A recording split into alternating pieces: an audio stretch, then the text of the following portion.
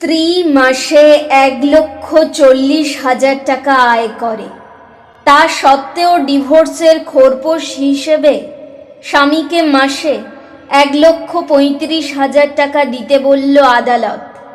পুনের দম্পতি বিয়ের 6 মাসের মধ্যেই আলাদা হয়ে যাওয়ার সিদ্ধান্ত নিয়েছেন।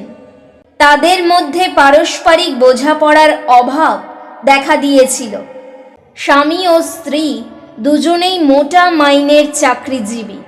স্বামী মাসিক বেতন বাবদ হাতে পেতেন 2,79,499 টাকা, আর স্ত্রীর মাসিক আয় 1,41,436 টাকা।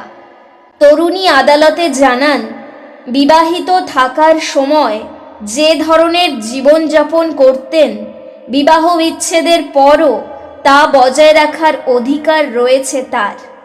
সে কারণে তিনি মোটা অঙ্কের খোরপোশ দাবি করেন।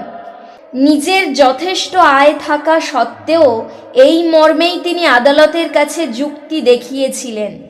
আদালত স্বামীকে ভরণপোষণ বাবদ প্রতি মাসে 1,35,000 টাকা দেওয়ার নির্দেশ দিয়েছে।